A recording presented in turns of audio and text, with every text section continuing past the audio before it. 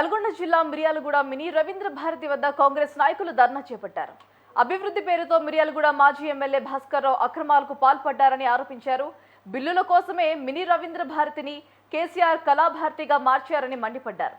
Mini Ravindra Bharati ప్రారంభోత్సవం చేసేటప్పుడు భాస్కర్ రావు కాంగ్రెస్ పార్టీలోనే ఉన్నారని, గతం మర్చిపోయి దూషించడం సరికాదని హెచ్చరించారు. కేంద్ర ప్రభుత్వ నిధులతో మినీ రవీంద్ర భారతి నిర్మాణం జరిగిందని, బినామీలకు కాంట్రాక్టు ఇచ్చి డబ్బులు దండుకున్నారని ఆక్షేపించారు. కేసీఆర్ కళాభారతిగా కంటే తెలంగాణ రూపకర్త ప్రొఫెసర్ జయశంకర్ గద్దర్ పేరు పెట్టుంటే బాగుండేదన్నారు.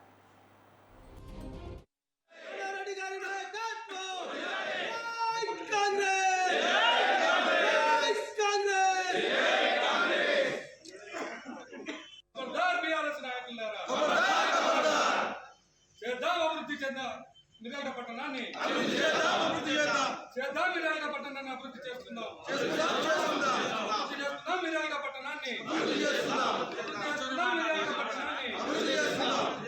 భాస్కర్ రావుకి గాలం వేసినాము, భాస్కర్ రావుని ట్రాప్ చేసినాం. దీంట్లో ఎంత స్కామ్ నడిచింది, దీంట్లో ఆయన సులాభం ఎంత ఉంది, ఆయన నోటి మించే నిన్న చెప్పిన విషయాలు ప్రెస్ మీడియా వాళ్ళందరికీ మీరు అందరు ఉన్నారు.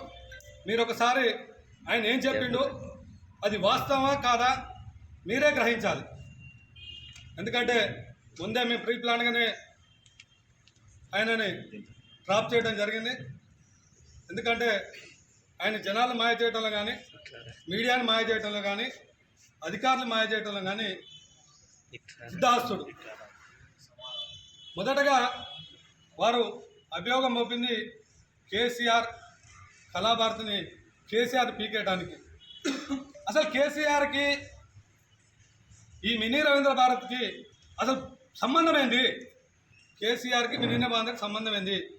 2006లో ఆనాటి కేంద్ర మంత్రి, కాంగ్రెస్ పార్టీ కేంద్ర మంత్రి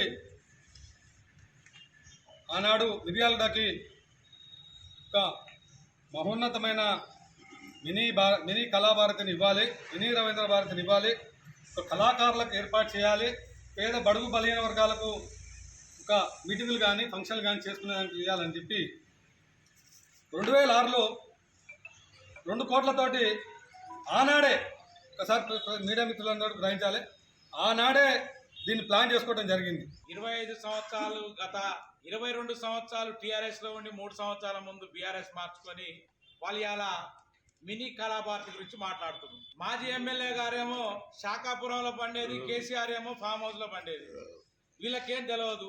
పాపం భాస్కర్ రావు గారు ఎమ్మెల్యేగా ఉన్నప్పుడు వారు స్థానికం నాదెండ్ల, గుంటూరు జిల్లా, అక్కడి నుంచి ఓట్లు తెచ్చుకొని మున్సిపల్ కౌన్సిలర్ని గెలిపించుకున్నట్టుగా, దొంగ ఓట్లు తయారు చేసుకుని గెలిపించుకున్నట్టుగా ఆయన సొంత మనుషులను పెట్టుకుని ఏదో కేసీఆర్ కళాభారతి అని, ఆ భారతి ఈ భారతి అని రాసుకొని మాట్లాడినట్టుగా వారి హోదా, వారిని అన్నారు. ఎవరి హోదా ఏదో చూసి మాట్లాడుకోవాలని వారు ఒక పదాన్ని వాడిరు. అయ్యా, నువ్వు ఈ మినీ కళాభారతి ప్రారంభోత్సవం చేసినప్పుడు నువ్వు మా కాంగ్రెస్ గూటిలోనే ఉన్నావు, మా జానారెడ్డి గారి వెంటనే తిరుక్కుంటూ కూడా ఉన్నావు.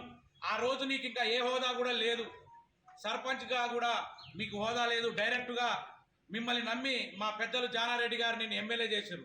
అది కూడా మర్చిపోయి నువ్వు ఇవాళ కాంగ్రెస్ పార్టీ నాయకులని ఎంతో ఉన్నతమైన ఆలోచనతోటి, గతంలో జయపాల్ రెడ్డి గారు కేంద్ర పట్టణాభివృద్ధి శాఖ మంత్రిగా ఉన్నప్పుడు మిర్యాలగూడని ఆర్థికంగా చాలా అభివృద్ధి చెందించాలని, నన్ను ఈ ప్రాంతం మంచిగా గుర్తించిన హోదాకి తీసుకొచ్చిన ఉద్దేశంతో వారు దాదాపుగా 200 కోట్ల రూపాయల నిధులు మిర్యాలగూడకి అభివృద్ధి కోసం కేటాయించినప్పుడు ఆ కేంద్ర నిధుల నుంచే మినీ కళాభారతిని కూడా ప్రారంభోత్సవం చేయడం జరిగింది.